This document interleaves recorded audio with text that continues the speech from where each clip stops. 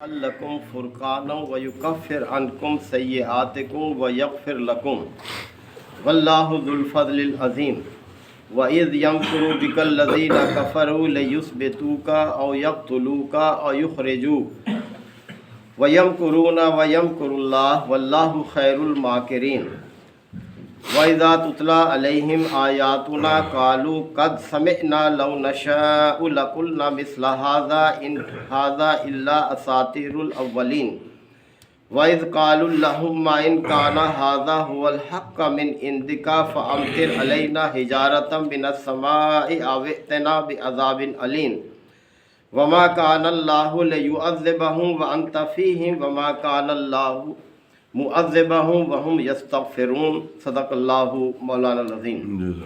सूरह अनफ़ाल के ये चौथे रुकू की इब्तिदाई आयात हैं। अहले ईमान को अल्लाह ताला ने खिताब फरमाया है।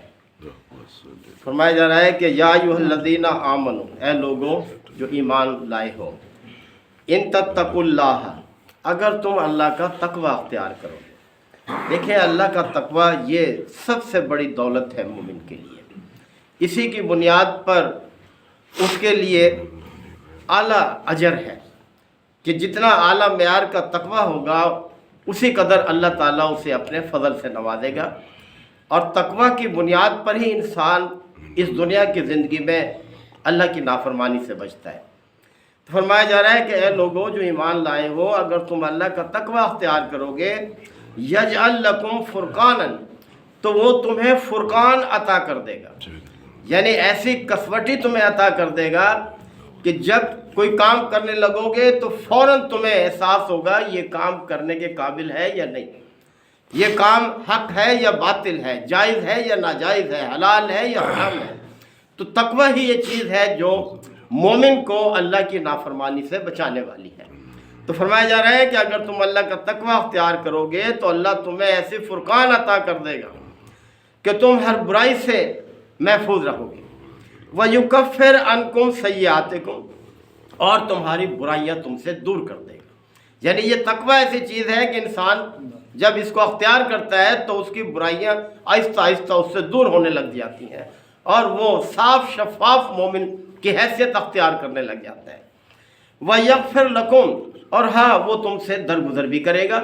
अगर फिर भी कोई तुमसे कोताही हो जाए, कोई लफ्ज़िश हो जाए, कोई नाफरमानी हो जाए, तो अल्लाह को तुम्हारी कैफियत मालूम है, वो तुमसे दरगुजर से काम लेगा, माफ़ कर देगा। वल्लाहु ज़ुल फ़ज़्लिल अज़ीम, और अल्लाह बड़े फ़ज़ल का मालिक है, यानी उसके फ़ज़ल का कोई अंदाज़ा नहीं कर सकता। व इज़ यमकुरु बिकल्लज़ीना कफ़रू, अब देखें, अब मक्की दौर की तरफ इशारा किया है, हालांकि आयात मदनी दौर की है। फरमाया जा रहा है कि ज़रा याद करो वो वक्त, यमकुरु बिकल्लज़ीना कफ़रू, जब काफिर आपके ख़िलाफ़ तदबीरें कर रहे थे, तरह तरह की चालें चल रहे थे। ले युस्बितूका, अब तीन ऑप्शन थे उनके सामने, कुफार के सामने, उनका जिक्र फरमाया अल्लाह ताला ने। क्या चाल चल रहे थे? ले युस्बितूका, कि तुझे कैद कर दें, यानी तुझे मिलने ना दें किसी से, कैद खाने में डाल दें तुझे, यानी बेड़ियाँ डाल के कैद कर दें। औ यक़्तुलूका, या तुझे कत्ल कर दें कि नाउज़ बिल्लाह किस्सा तमाम हो जाए। औ युख़रिजूका, या तुझे यहाँ से निकाल दें, देश बदर कर दें। ये तीन उनके सामने थी बातें कि इनमें से कोई एक हम अख्तियार कर लें। वयमकुरूना, वो अपनी चाल चल रहे थे, वयमकुरुल्लाह, और अल्लाह अपनी चाल चल रहा था, यानी अल्लाह की अपनी एक तदबीर होती है। वल्लाहु खैरुल माकिरीन, और अल्लाह ही बेहतरीन तदबीर करने वाला है, बेहतरीन चाल चलने वाला है। व इज़ा तुतला अलैहिम आयातुना, और इनकी कैफियत यह है कि जब इन्हें हमारी आयात सुनाई जाती थी, कालू, तो कहते थे, कद समेना, हाँ बस सुन लिया, बहुत सुन लिया हमने, इस तरह की रवैया अख्तियार करते थे। और कहते थे, लौ नशाउ, अगर हम चाहें, लकुल्ना मिस्ला हाज़ा, तो ऐसी बातें हम भी बना सकते हैं। क्या कोई अचंभे की बात है? ये कलाम इतनी कि ऐसा कोई कलाम नहीं है, कोई मिसाल नहीं है, कोई ऐसा कलाम पेश नहीं कर सकता। ये चैलेंज सूरह बकरा में है ना अल्लाह ताला का, कि ऐसा कलाम कोई नहीं पेश कर सकता, ये अपनी मिसाल आप है।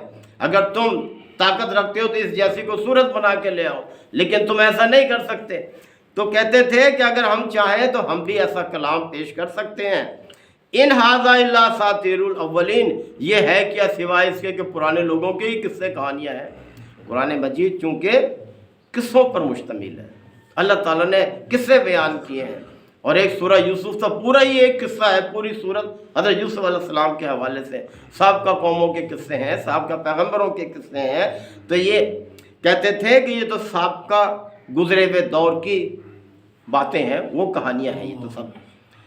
وَإِذْ قَالُوا اللَّهُمَّ، اور وہ وقت بھی یاد کرو کہ جب انہوں نے یہ کہا اے اللہ ان کان ھذا هو الحق من عندک، اگر یہ کلام واقعی تیری طرف سے حق ہے۔ اس طرح دیکھیں کیسے بے باک، کیسے نڈر تھے، اللہ کو تو مانتے تھے اس حد تک کہ ہمارا خالق اللہ ہے، کائنات کو اسی نے پیدا کیا، یہ تو بات مانتے تھے وہ۔ تو کہتے تھے کہ اے اللہ اگر یہ حق ہے یہ کلام من عندک تیری طرف سے، فامطر علینا حجارۃ من السماء، تو ہمارے اوپر آسمان سے پتھر برسا دے۔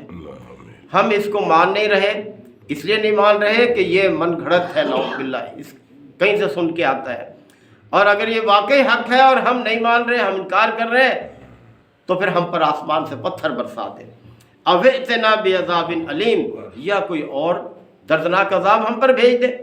تو یعنی اس بات پر وہ غلط فہمی میں مبتلا تھے کہ ہم پر چونکہ عذاب نہیں آ رہا لہذا ہم حق پر ہیں، اور یہ پیغمبر جو ہے یہ آبا و اجداد کے دین کو چھوڑ بیٹھا ہے، نعوذ باللہ یہ غلط ہے۔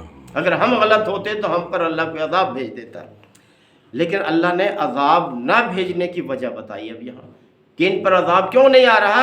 فرمایا وما کان اللہ لیعذبہم وانت فیہم، اے پیغمبر جب تک آپ ان کے درمیان موجود ہیں اللہ ان پر عذاب بھیجنے والا نہیں ہے، ہمیشہ ایسا رہا ہے۔ جب بھی اللہ نے کسی قوم پر عذاب بھیجا ہے، پیغمبر کو حکم دیا ہے کہ وہ بستی سے نکل جائے اپنے پیروکاروں کو لے کر، اور جب وہ اپنے پیروکاروں کو لے کر نکل گیا تو پھر اللہ نے اس بستی پر عذاب بھیجا ہے۔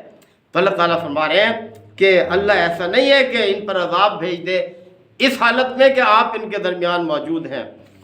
اور اسی طرح دوسری وجہ یہ ہے وما کان اللہ معذبہم، اور اللہ ان پر عذاب بھیجنے والا نہیں ہے، وہم یستغفرون، جبکہ کچھ لوگ استغفار کر رہے ہیں، یعنی جب کسی بستی میں ایسے لوگ بھی موجود ہوں کہ وہ اللہ کی پیروی کرنے والے ہیں، اللہ سے استغفار کر رہے ہیں، اللہ کے دین کے لیے اپنی سی کوشش بھی کر رہے ہیں، تو اللہ اس بستی پر عذاب نہیں بھیجتا۔